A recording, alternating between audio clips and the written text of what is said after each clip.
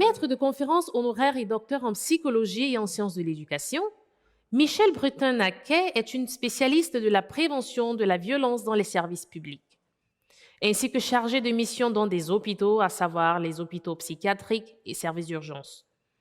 C'est ainsi qu'arrive le moment où elle se pose des questions, à savoir pourquoi et comment devient-on violent? Ou encore, pourquoi sommes-nous engagés dans une humanité qui peine à s'extraire de sa dépendance aux forces pulsionnelles capables de détruire des communautés humaines?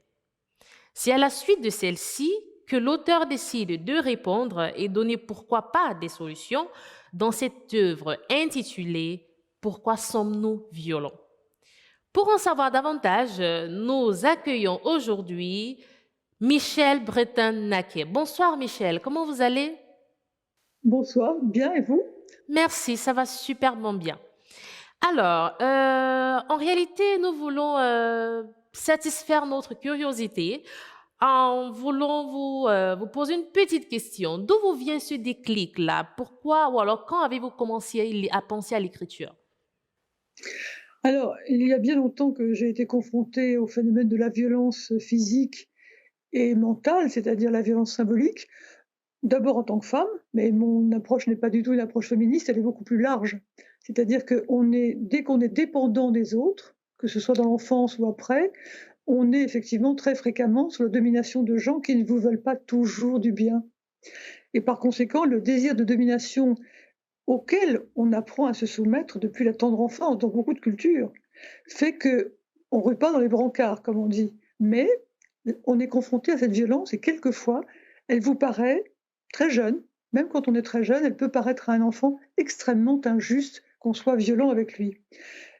Mais la violence revêt des aspects extrêmement différents. Il y a la violence symbolique, c'est-à-dire celle par le langage, qui peut toucher à notre identité. Dire à quelqu'un que c'est un crétin ou que c'est un bon à rien, ça peut faire mal et c'est une violence. Et la violence physique, bien sûr. Donc depuis toute petite, j'ai été confrontée et très sensible à ces phénomènes d'injustice. D'accord.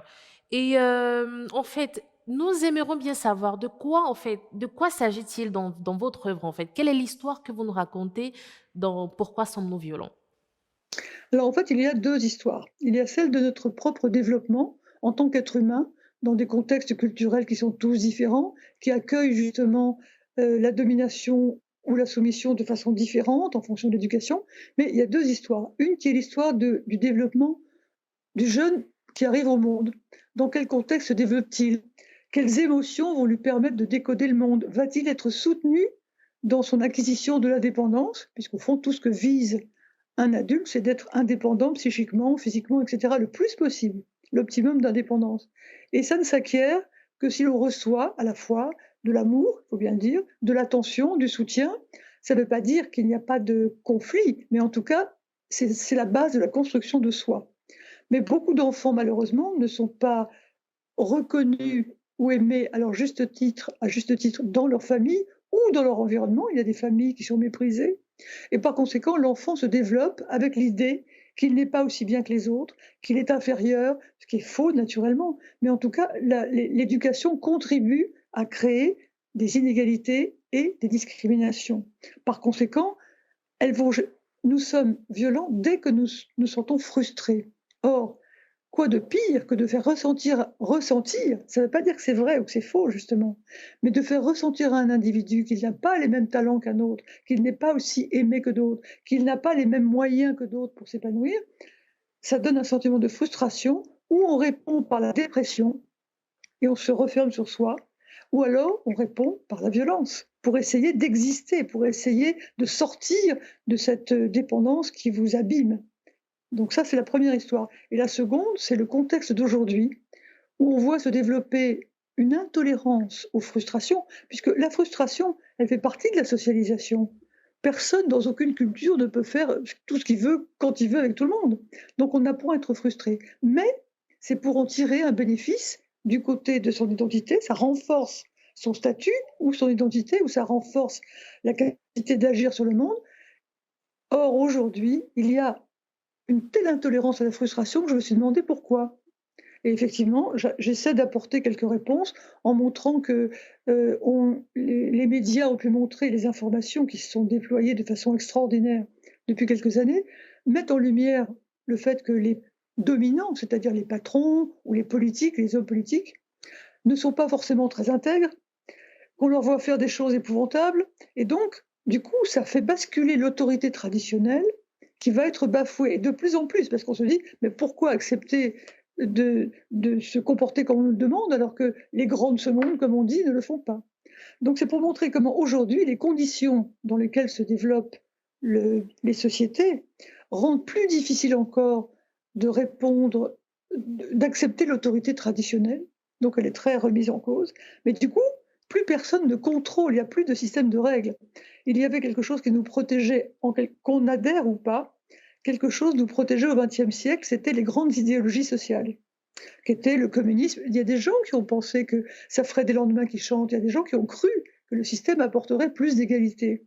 Tout ça s'est effondré et d'ailleurs c'est une des raisons probablement où on voit le retour du religieux parce que nous avons besoin, nous les êtres humains, de spiritualité, de transcendance et c'est un monde consumériste dans lequel la capacité de transcender le quotidien, elle est très restreinte. Donc voilà les 2 espèces d'histoires que j'essaie d'approcher. D'accord. Merci beaucoup, Michel. Merci beaucoup pour, voilà, pour cet échange que nous avons eu et bien sûr pour les informations que vous avez apportées concernant votre œuvre.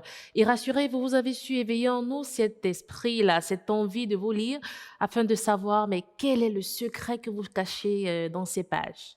Alors, déjà, merci pour votre disponibilité encore et on vous souhaite beaucoup, beaucoup, beaucoup de chance pour voilà, la suite et surtout beaucoup de courage. Alors, puis-je vous dire une dernière chose? Bien Une sûr, dernière chose qui est un peu de l'ordre du secret, c'est qu'il y OK. a quelque chose qui est très, très optimiste et très positif sur nous, les humains, c'est que nous menons une bataille entre nos pulsions et notre capacité de raisonner et qu'en fait, tout se tient dans cette capacité pour essayer de modifier un peu les choses à l'avenir. D'accord. Merci beaucoup, Michel. Merci beaucoup et vraiment bonne chance pour la suite. Merci. Au revoir. Pourquoi sommes-nous violents, dont l'auteur est Michel Breton-Naquet, est désormais disponible dans les librairies et plateformes digitales. Une publication de Europe Livre.